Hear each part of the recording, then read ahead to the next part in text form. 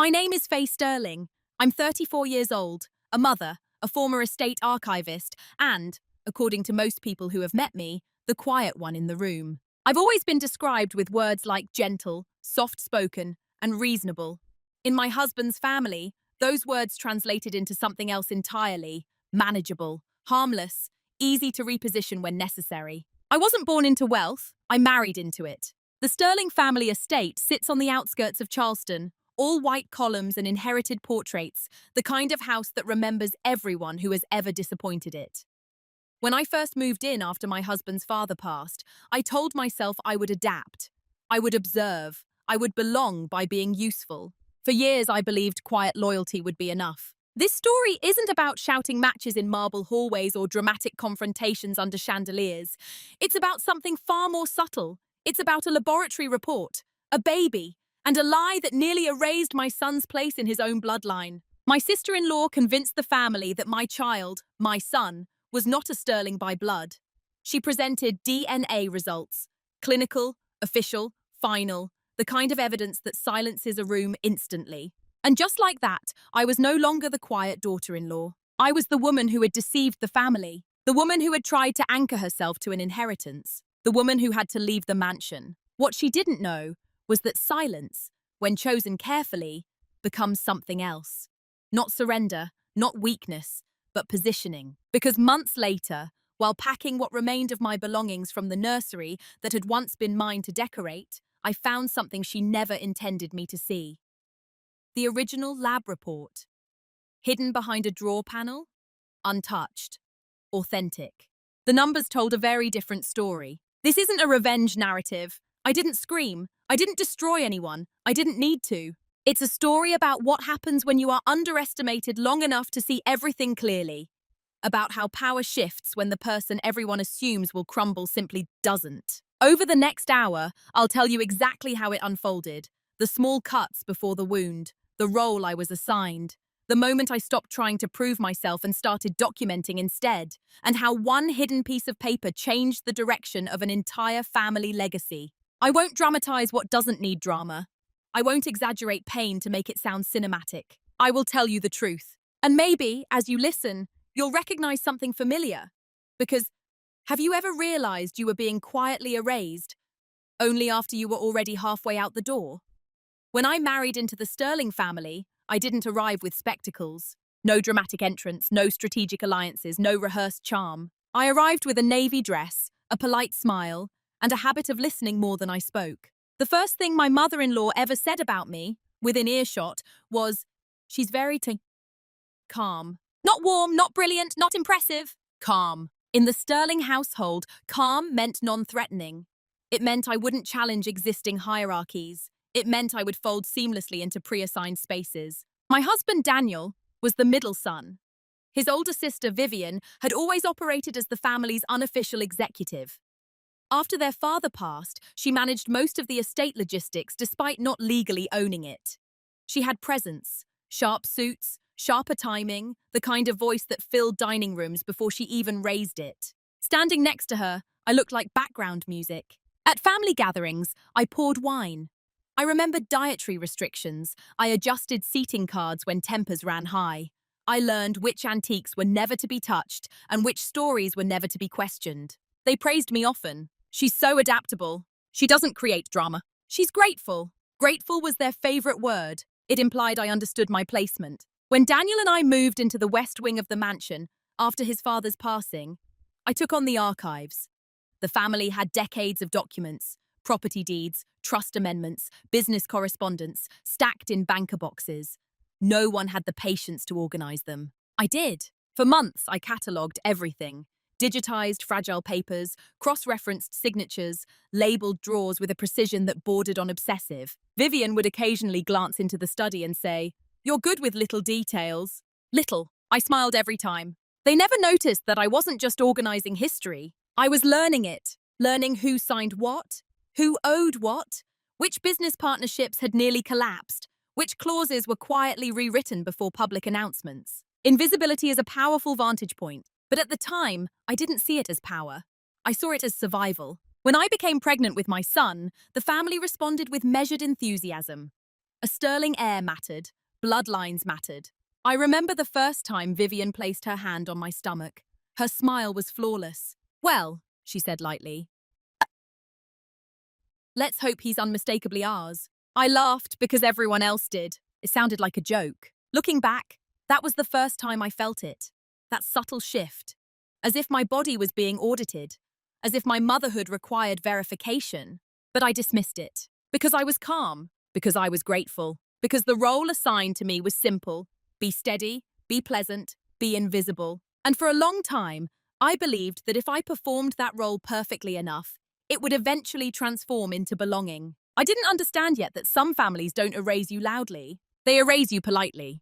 The first real cut didn't look like a wound. It looked like concern. It happened when my son Oliver was 3 weeks old. Newborns change everything about the atmosphere of a house. Even the Sterling mansion felt softer when he cried. Less like a museum, more like a home. For a brief moment, I believed his presence had anchored me permanently.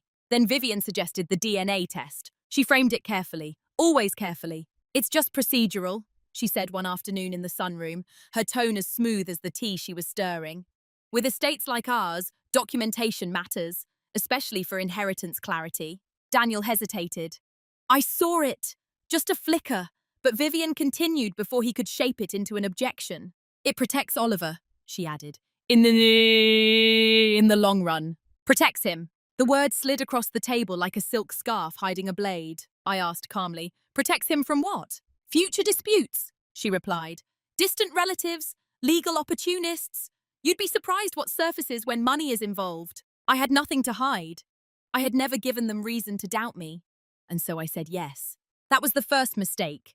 Not the test itself, but the belief that transparency would quiet suspicion. The sample collection was clinical, efficient, a private laboratory that the family had used before. Daniel squeezed my hand afterward, apologizing in a whisper. "It's just paperwork," he said. "Vivian worries about everything." But she didn't worry about everything. She worried about control. 2 weeks later, she called a family meeting in the formal dining room. I remember the chandelier light catching on polished silver. I remember Oliver sleeping upstairs with the nanny. I remember thinking the setting was excessive for paperwork. Vivian placed the envelope on the table. Her posture was impeccable. "I'm so sorry," she began. "People who start sentences that way rarely are." She slid copies across the table. I saw Daniel's face change first. Confusion, then something colder. His mother inhaled sharply. His uncle looked away. The report stated that Daniel was not the biological father. The room shifted around me. I didn't scream. I didn't cry. I asked for the paper. The numbers were precise. The formatting was professional. The logo is legitimate. I felt something inside me go very still. Vivian's voice softened.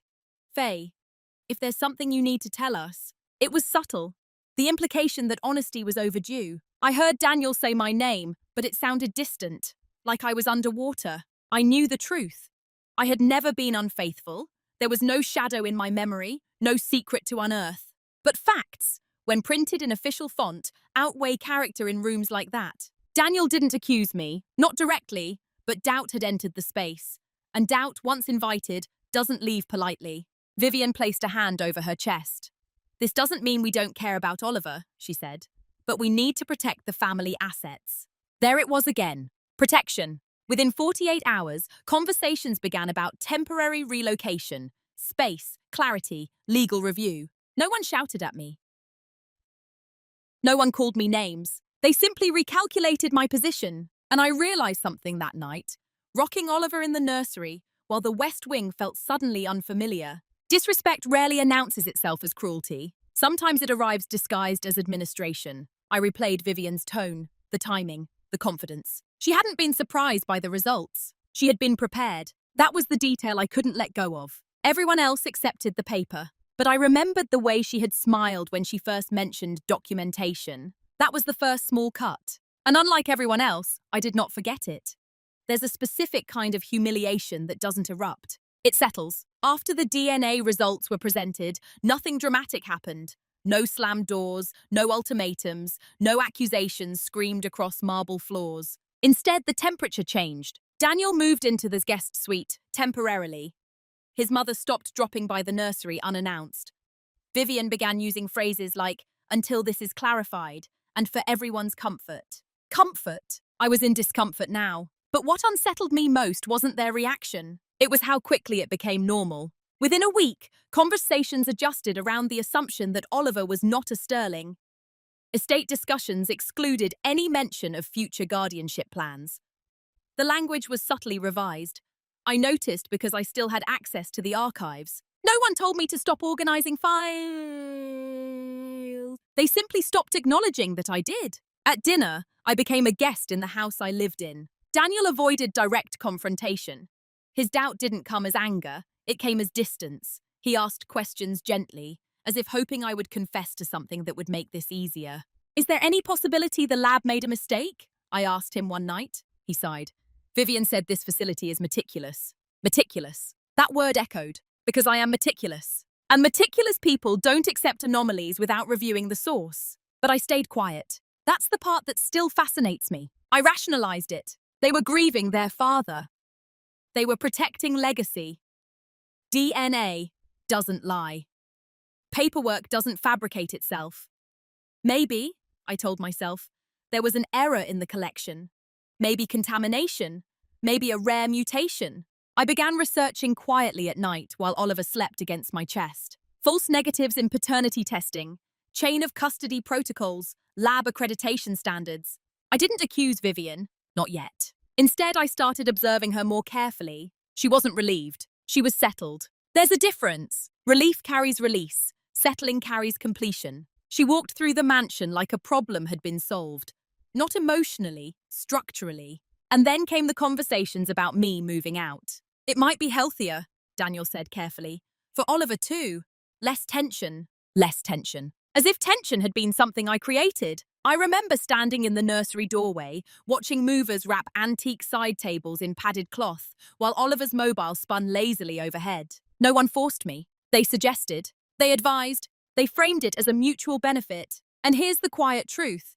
When enough people behave as though something is fact, resisting it begins to feel irrational. I caught myself wondering if defending my own fidelity too strongly would make me look guilty. So I didn't defend loudly. I documented every conversation, every change to estate language, every timeline detail surrounding the test, who scheduled it, who collected it, and who delivered the results. Vivian had handled coordination. I remembered that clearly. She had insisted on overseeing logistics to simplify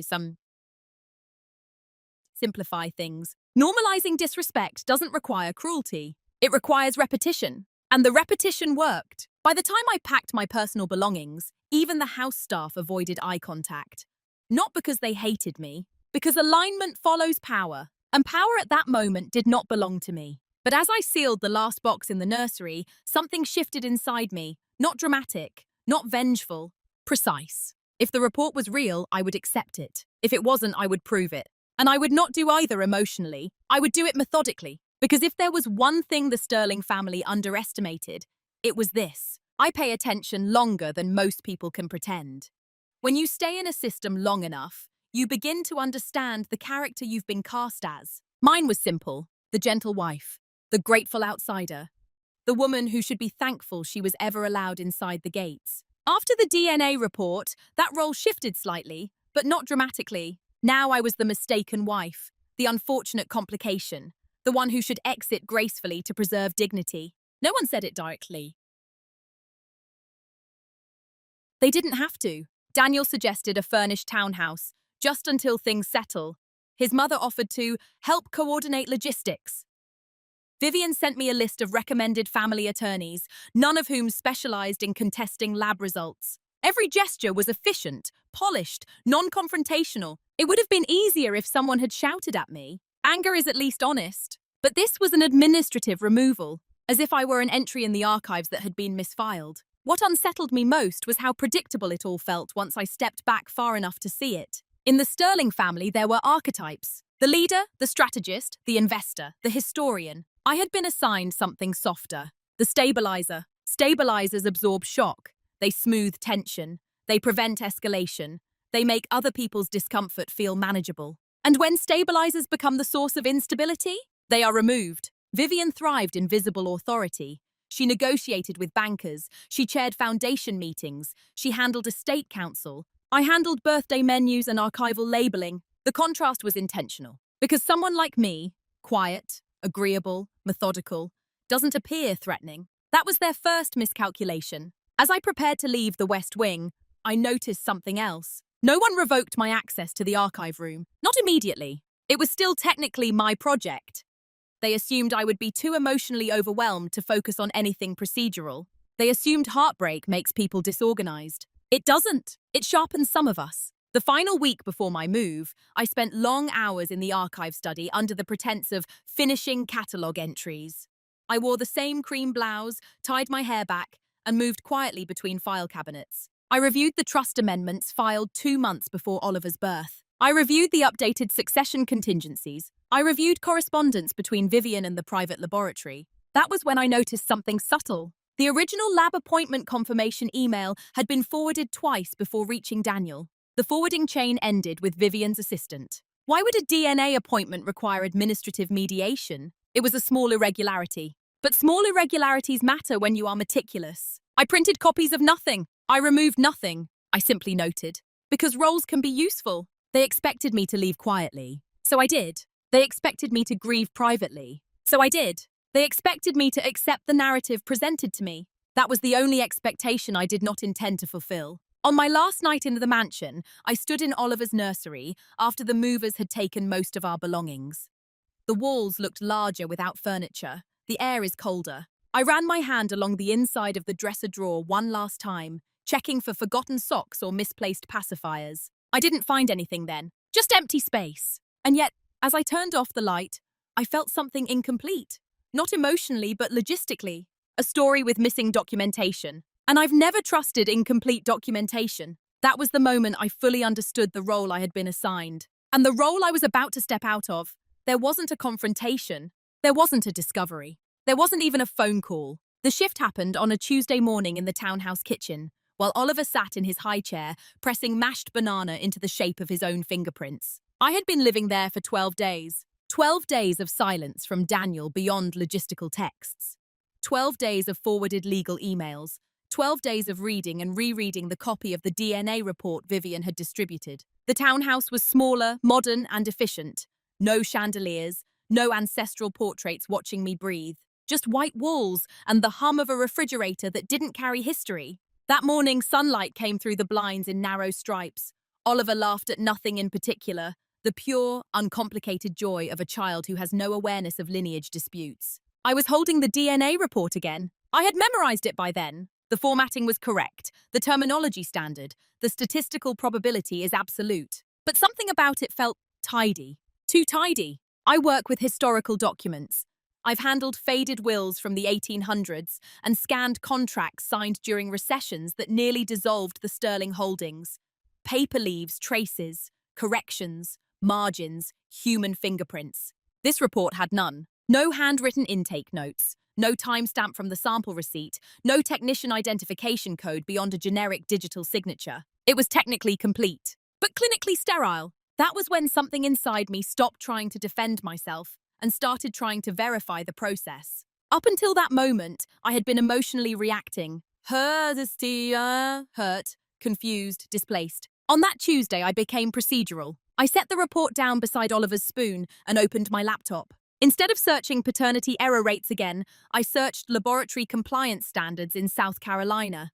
Chain of custody requirements, third-party oversight obligations, sample tracking protocols. And there it was. Private labs handling estate-adjacent testing were required to provide full chain of custody documentation upon formal request by either tested party. Neither Daniel nor I had received that. Vivian had handled coordination. Vivian had received the envelope. Vivian had distributed copies. I felt no rush of adrenaline, no cinematic realization. Just clarity. If the test was legitimate, transparency would confirm it. If it wasn't, documentation would reveal it. The shift wasn't about proving my innocence to the family anymore. It was about protecting my son's legal identity. Because here is what I understood in that kitchen, with mashed banana drying on the tray. Even if Daniel never trusted me again, even if the marriage dissolved, even if I never returned to the mansion, Oliver deserved the truth recorded correctly. Not whispered, not assumed, not strategically framed. Recorded. That morning, I drafted a formal request to the laboratory for complete chain of custody records, technician verification, and sample handling logs. I did not inform Vivian. I did not inform Daniel. I sent it certified. Then I closed my laptop, wiped Oliver's hands clean, and made coffee. There was no dramatic music playing in the background of my life, just the quiet hum of action replacing hurt. That was the day something shifted. I stopped trying to survive the narrative and started auditing it. The laboratory responded 8 days later, not with answers, with a delay. Your request is being reviewed. Processing may take up to 30 business days. Due to privacy considerations. Privacy. I found it interesting how privacy became urgent only after documentation was requested. I didn't follow up immediately. That's the part people misunderstand about restraint. They assume silence means paralysis. But silence can be pacing. Daniel texted twice during those 8 days. Both messages were about scheduling mediation to discuss next steps. Neither asked how I was, neither mentioned Oliver beyond logistics. Vivian didn't contact me at all, which in itself was information. If she believed the matter was settled, she would have been visible, managing optics, checking posture, reinforcing narrative. Instead, she was quiet, and so was I. I attended mediation sessions without defensiveness. I answered questions evenly. When asked whether I contested the DNA results, I said, "I am reviewing procedural documentation, nothing more." The mediator blinked, slightly thrown off by the phrasing. Procedural documentation is neutral. It doesn't accuse. It suggests a process. And process makes powerful people uncomfortable when they've cut corners. Back at the townhouse, I began reconstructing the timeline in a leather-bound notebook, the same one I'd used while cataloguing the Sterling archives. Appointment scheduling, sample collection date, lab receipt confirmation, envelope delivery, family meeting. I noted who was present at each stage. Vivian's assistant had confirmed the courier. Vivian had opened the envelope. Vivian had made the copies. Daniel had never directly seen the sealed original. That detail sat with me. If the chain of custody had been maintained properly, documentation would exist for each transfer. And yet, no such paperwork had accompanied the results. Silence became strategic in other ways too. I stopped defending myself socially. I stopped correcting mutual acquaintances who had begun to treat me with cautious politeness. I didn't post online. I didn't vent publicly. Reputation repair without evidence is noise. I needed evidence. When the laboratory finally responded with partial documentation, it was incomplete. There were intake logs. There were technician signatures. There was confirmation of Daniel's sample. But Oliver's sample chain had a gap. A transfer recorded as proxy delivered. Proxy. Delivered by whom? The line referenced a third-party intermediary authorized by the family representative. That representative was not Daniel. It was Vivian. Again, I felt no surge of rage, just confirmation that my instincts had not been an emotional delusion. Silence allowed me to observe without triggering defensive maneuvers. If I had accused her immediately, she would have fortified. Instead, I let the family believe I was retreating. In mediation, I agreed to temporary separation terms. I agreed to property division discussions contingent on final documentation. Calm, composed, cooperative. Vivian likely interpreted my demeanor as resignation. She had always mistaken composure for compliance. What she didn't understand was this. When you give someone the role of invisible observer long enough, they begin to see structural weaknesses. And I was no longer trying to be reinstated. I was trying to understand the architecture of the lie. Because if a proxy delivered my son's sample, I needed to know what had actually been delivered. And where the original went. That question followed me back to the mansion, in ways I hadn't anticipated. Because unfinished documentation has a habit of resurfacing, especially in houses that store everything. There's something about being underestimated that gives you time. No one monitors the quiet woman packing her belongings. No one audits the mother who leaves without spectacle. No one questions the archivist who always handled documents anyway. That was their oversight. After receiving the partial chain of custody file, I didn't confront anyone. I didn't forward it to Daniel. I didn't escalate it legally, yet. Instead, I revisited something most people forget when they leave a large estate. Access cards don't deactivate immediately. The Sterling property operated on a layered security system. The West Wing required coded entry, but the archive study and several interior corridors were still keyed traditionally. I had turned in my primary fob, but not the secondary brass key I'd used for document cabinets. It wasn't hidden. It was overlooked. There's a difference! I waited for an afternoon when I knew Vivian would be at a foundation board luncheon. Her calendar had always been predictable. Tuesdays and Thursdays, 1 p.m. downtown. Predictability is comforting when you believe you're in control. I drove back to the mansion without rehearsing a confrontation. I wasn't there to argue. I wasn't even certain what I was looking for. Just completion. The housekeeper, Mrs. Alvarez, answered the side entrance. Her expression held polite surprise but no hostility. Staff loyalty follows stability, not emotion. I left something in the archive study, I said calmly. I won't be long. She nodded. No drama, no alarm. The archive room felt exactly as I had left it. Temperature-controlled, quiet, lined with labelled drawers.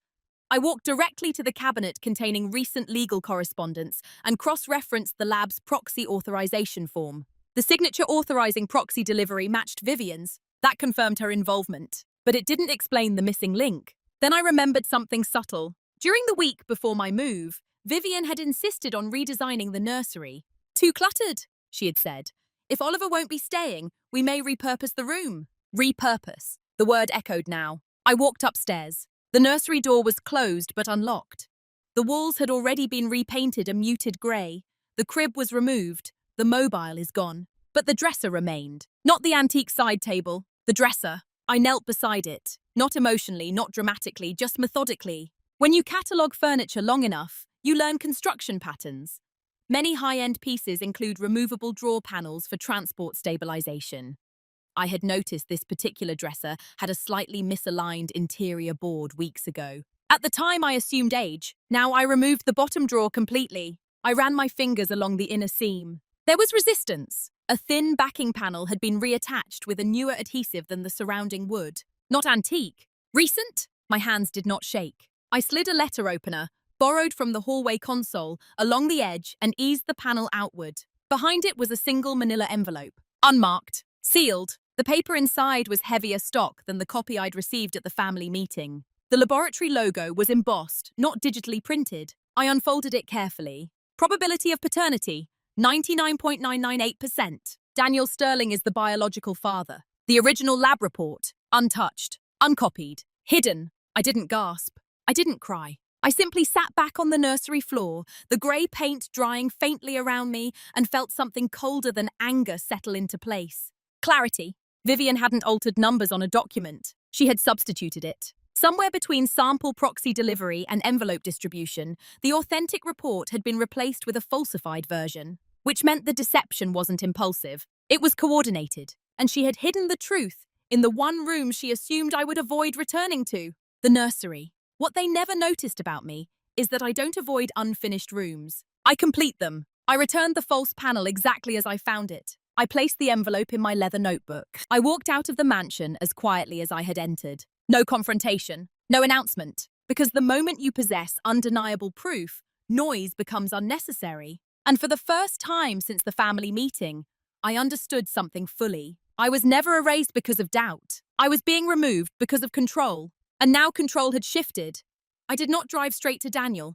I did not call a lawyer from the front seat of my car. I went home. That detail matters. Because when you finally hold proof that restores your name, the first instinct is to release it, to correct the narrative immediately, to watch faces change, to witness shock recalibrate a room. But clarity without strategy is just emotion with paperwork. Oliver was asleep when I laid the envelope on the kitchen table. The townhouse felt smaller than usual, as if the walls were leaning in to listen. I opened the original report again under direct light. The differences were subtle but undeniable. The embossed seal. The original technician identification number. The chain of custody entries were complete. No proxy gap. Daniel himself had signed the sample confirmation, which meant one of two things. Either a second test had been conducted without Daniel's knowledge, or the original had been intercepted before distribution. Both required access. Both required authority. Both required confidence that no one would question the outcome. I scanned the report and stored 3 encrypted copies, one on a private cloud drive, one on an external flash drive, and one printed duplicate placed in a sealed folder. Not because I feared destruction, but because redundancy prevents erasure. Then I did something Vivian would not expect. I contacted the laboratory directly, not through a formal request this time, but through a compliance officer whose name appeared on the original documentation. I did not accuse, I inquired. I have 2 conflicting reports, I said evenly. I would like to understand what is registered in your internal database. Silence on the other end. Typing. A pause long enough to indicate surprise. The compliance officer asked me to email a scan of the report ID number from the embossed document. I did. 23 minutes later, she returned my call. "Mrs. Sterling," she said carefully. "The report ID you've provided corresponds to a confirmed paternity result. There is no record in our system of a non-paternity conclusion under that case file." There it was. No celebration, no vindication rush, just confirmation. The falsified report had never existed inside the laboratory's official system, which meant the distributed version had been fabricated externally. I thanked her for her time and requested written confirmation of database records. She agreed to send it within 24 hours. That was leverage, but leverage doesn't require immediate use. It requires positioning. I reviewed the mediation schedule.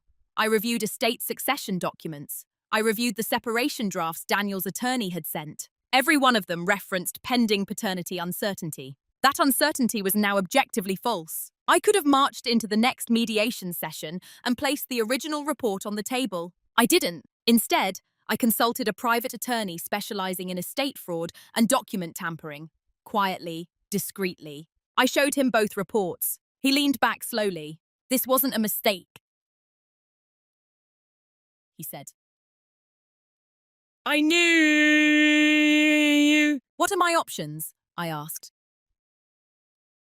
He outlined them carefully. Civil fraud claims, criminal referral for document falsification, immediate injunction on estate modifications, public litigation. Each option would detonate the Sterling name, and my son's future would be attached to that explosion. I sat with that reality longer than most people would, because this was no longer about proving innocence. It was about choosing the scale of consequence. The private reveal did something unexpected inside me. It removed urgency. When you are falsely accused, you move defensively. When you hold verified truth, you move deliberately. Vivian believed she had removed me cleanly, but she had hidden the original document in a place only someone who understood construction and who refused emotional avoidance would search. That miscalculation was not luck. It was arrogance. I didn't need to destroy her. I needed to decide what lesson permanence required. And permanence always costs more than anger. My attorney asked me a question I wasn't expecting. "Do you want justice?" he said quietly. "Or do you want control?" At first, I thought they were the same thing. They're not. Justice would mean filing immediately. Submit both reports, forcing an investigation, allowing the legal system to expose falsification, proxy manipulation, and potential fraud tied to inheritance obstruction. Control meant something else. It meant deciding how much damage my son would inherit alongside his name. If I pursued a criminal referral, headlines would follow. Sterling Foundation under scrutiny. Estate credibility questioned. Daniel was publicly humiliated. Oliver's paternity was discussed in court transcripts that would live online forever. Even if I won, and I would, Oliver's earlier story would begin with scandal. If I stayed silent and used the document strategically, I could force correction without spectacle. But silence again had to be chosen, not imposed. I spent 3 nights reviewing every estate amendment filed since Oliver's birth. I examined trust contingency language. I traced how quickly provisions had shifted after the falsified report was presented. Vivian hadn't only removed me. She had accelerated her own structural authority, control of guardianship oversight, increased voting leverage within the family trust, conditional clauses tied to verified biological heirs. It wasn't personal insecurity. It was a consolidation. The decision became clear when I watched Daniel during our next mediation session. He looked exhausted. Not cruel, not malicious. Conflicted. There's a difference between a manipulator and someone who trusted one. If I detonated the situation publicly, Daniel would become collateral damage in his sister's strategy. And Oliver would lose not just his inheritance, but his father. I chose the irreversible option, not exposure. Restructuring. I instructed my attorney to draft a formal but private notice to Daniel's legal counsel. The letter contained certified copy of the original embossed lab report, written confirmation from the laboratory compliance officer, a clear timeline discrepancy highlighting proxy authorization, a demand for immediate correction of estate language, a condition, no criminal referral filed if corrective action was executed within 30 days, no threats. No theatrics, just terms. Additionally, I requested formal written acknowledgement of Oliver as a biological heir, immediate reinstatement of inheritance protections, removal of any estate modifications made under false premises, a separate internal inquiry, handled privately, into document tampering. If these conditions were met discreetly, I would not escalate further. If they were not, I would. That was the line. Irreversible because once delivered, the illusion of certainty inside the Sterling mansion would fracture. Vivian would know I had found it. Daniel would know doubt had been manufactured. And the family structure would have to confront internal betrayal. But it would happen behind closed doors. No shouting, no spectacle. I signed the authorization calmly. When my attorney asked, "Are you sure?"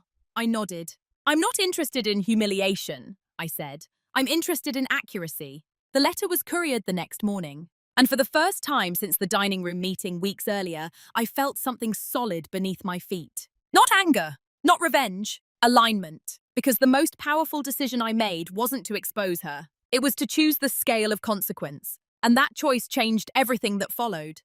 The letter was delivered at 9:12 a.m. I know because my attorney forwarded the signed courier receipt without commentary. For the next 48 hours, nothing happened. No calls, no defensive emails, no accusations. Silence. But this silence was different from the earlier one. Earlier, I had been outside the structure waiting to be judged. Now they were inside it, recalculating. Daniel's attorney responded first, professionally measured, requesting a private meeting to discuss documentation discrepancies. The phrasing alone confirmed impact. Discrepancies meant the ground beneath the prior certainty had cracked. I agreed to a meeting, but not at the mansion. Neutral office, 3rd floor, glass conference room overlooking the harbour. Daniel arrived looking thinner than I remembered. He sat across from me, hands folded, eyes searching my face for cues I did not offer. His attorney placed the original embossed report beside the falsified copy, side by side. No commentary necessary. Daniel read both documents twice. Then a third time. I watched the exact moment comprehension overtook denial. His jaw tightened. "Not at me!" "In the paper." "I never saw this version," he said quietly. "I know," I replied. That was all. No accusations, no emotional monologue. Just acknowledgement. Vivian was not present, which meant one of two things. Either she had not yet been informed fully, or she was preparing her response carefully. Either way, I had shifted the sequence. Within a week, Estate Council contacted my attorney, requesting immediate suspension of recent trust amendments pending internal review.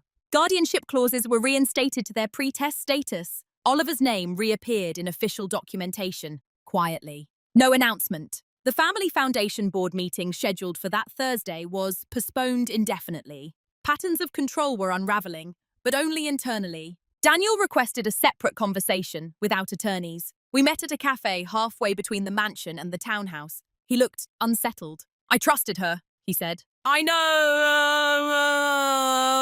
I answered again. Because this wasn't about punishing him for doubt. It was about showing him where doubt had been engineered. He asked why I hadn't gone public. I held his gaze evenly. Because Oliver deserves a legacy, not a scandal. That sentence landed heavier than any accusation could have. Meanwhile, I continued moving quietly. My attorney filed a sealed notice, preserving the right to pursue fraud claims if obstruction continued.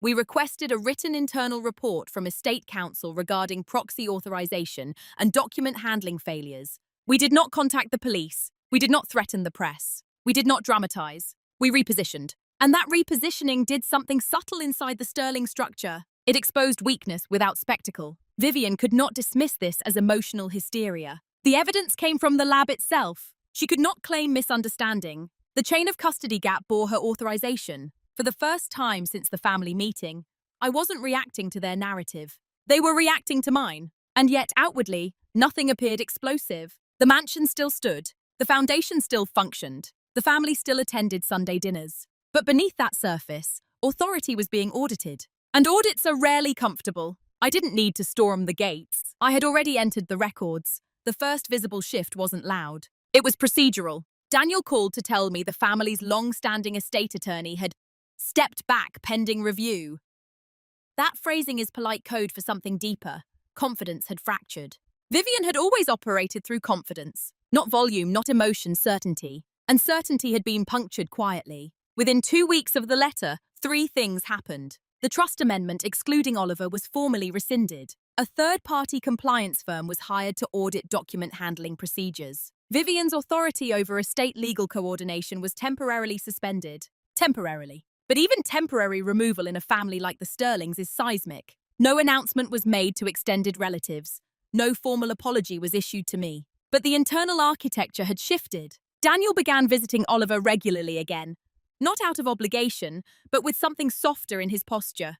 Hesitant, yes, but present. One afternoon, while watching Oliver stack wooden blocks, he said something that revealed more than any confrontation could have. "She told me she was protecting us," he said quietly. I didn't respond immediately. Protection had been the word threaded through every justification. Protection of assets, protection of reputation, protection of legacy. But protection without truth is control. Daniel didn't ask me to move back to the mansion, and I didn't offer, because trust is not reinstated by paperwork. It is rebuilt by consistency. Meanwhile, the compliance firm's preliminary findings circulated internally. The falsified report had not originated within the laboratory. The digital formatting matched a template accessible to administrative users with prior case reference numbers. Vivian had both. The discovery did not become public. It became contained. And containment is its own form of consequence. Vivian's absence from board meetings grew noticeable.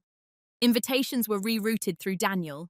Decisions that once moved swiftly through her office now required collective review. The Sterling machine, once streamlined under her management, slowed. Not catastrophically, but measurably. Power doesn't disappear overnight. It erodes when confidence erodes. I received a formal written acknowledgement from Estate Council confirming Oliver's biological status and reinstated inheritance protections. The letter was precise, legal, cold. There was no apology attached. I didn't need one. Apologies are emotional currency. Documentation is structural currency. And the structure had been corrected. The consequences extended beyond estate paperwork. At a private family dinner, one I was not present for, Daniel informed me later that he had asked Vivian directly whether she altered the report. She did not deny it immediately. She reframed it. "I prevented a future risk," she reportedly said. That phrasing told me everything. In her mind, she hadn't committed betrayal. She had executed the strategy. The difference between villainy and justification is often perspective. But perspective doesn't erase fact. Over time, invitations to charity galas began listing Daniel as the primary contact rather than Vivian. Financial institutions requested dual authorization for decisions previously routed solely through her. Trust once centralized had dispersed. Not through shouting, through documentation, and through my refusal to escalate publicly. That restraint carried weight, because now the family had to sit with the knowledge privately. The quiet daughter-in-law they dismissed had uncovered and corrected an internal deception without humiliating them. And that knowledge changes how rooms feel when you enter them again. Consequences had begun. Not explosive, not theatrical, but irreversible. The first time Vivian reached out to me directly, her message was brief. "Can we speak?" No explanation, no warmth, no acknowledgement. Just a request. By then, nearly a month had passed since the internal audit began. The compliance firm's full report had been delivered to the core family members. I hadn't seen it, but I didn't need to. Daniel's tone had changed. His mother's calls had softened.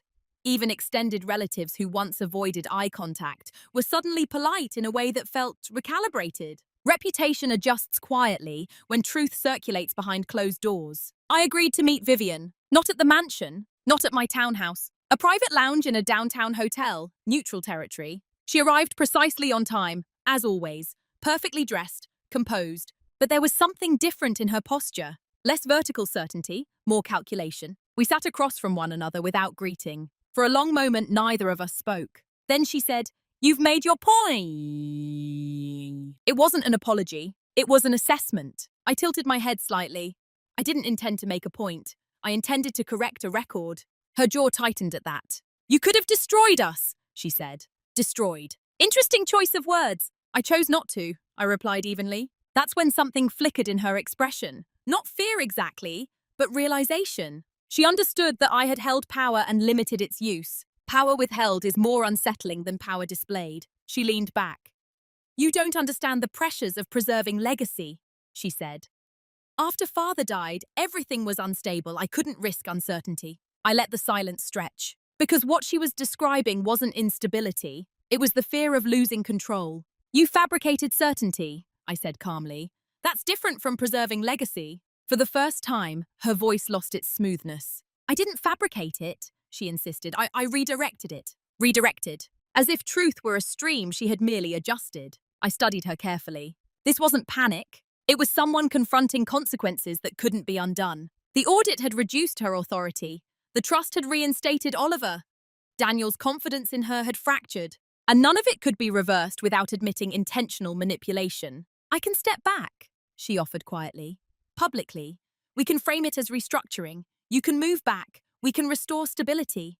Restore stability. The proposal wasn't reconciliation. It was damage control. And here's what she still didn't understand. I no longer wanted reinstatement into a system that required my silence to function. It's too late to fix it, I said gently. Not with anger. Not with triumph. Just a fact. Because trust, once altered by deliberate deception, doesn't return to its original form. Even if Daniel and I rebuilt our marriage, even if the estate stabilized, even if Vivian stepped aside temporarily, the knowledge would remain. She had been willing to erase my son's identity to consolidate control. That line once crossed cannot be uncrossed. She looked at me for a long moment, searching for bitterness. There wasn't any. Just distance. You're not as soft as I thought, she said finally. I gave the smallest nod. I never was. We parted without shaking hands. As I walked out into the afternoon sunlight, I didn't feel victorious. I felt settled, because sometimes the most permanent consequence isn't legal. It's relational, and what had broken inside that family could never return to its original design. The final confrontation didn't happen in a courtroom. It happened in the Sterling dining room, the same room where the falsified report had first been placed in front of me, under the chandelier light. Daniel requested that I attend a private family meeting. Just immediate members, no attorneys, no staff. When I arrived, the air felt heavier than I remembered. Not hostile, just aware. Vivian sat at the far end of the table. Their mother was beside her. Daniel is across from me. No one offered small talk. Daniel began. The audit confirmed unauthorized document substitution, he said evenly. It traced back to internal handling. He didn't look at me when he said it. He looked at Vivian. Their mother's hands trembled slightly against her teacup. Why? She asked. Not sharply, but with quiet disbelief. Vivian held her posture. She didn't deny it. I acted to prevent instability, she said. I believed uncertainty would fracture us. You created the fracture, Daniel replied. There was no shouting. That's what struck me most. This wasn't a dramatic unraveling. It was a calm dissection of truth. Daniel turned to me then. I should have asked more questions, he said. I didn't. It wasn't a grand apology. It wasn't performative remorse. It was accountability in its simplest form. I understand why you trusted her, I replied. And I meant it. Because trust built over decades doesn't dissolve easily, even when confronted with evidence. Vivian finally addressed me directly. You could have ruined everything, she said. I didn't want to ruin it, I answered. I wanted it to be accurate. Accuracy. That word seemed to land harder than an accusation would have. Their mother inhaled slowly. Oliver is a Sterling, she said, as if saying it aloud restored something tangible. He always was, I replied. The conversation turned to structural changes, shared oversight, revised authorization protocols, and independent verification for future legal documents. Practical steps, necessary ones. But beneath the logistics was something more permanent. Authority had shifted. Vivian was no longer unquestioned. Daniel was no longer passive. And I was no longer peripheral. At one point, Vivian asked quietly, "What do you want now?" The room waited. I considered the question carefully. I want transparency, I said. Not influence, not control. Transparency. That was the most radical request I could make in that house. Because transparency limits manipulation. The meeting ended without a resolution about where I would live, or whether Daniel and I would reconcile fully.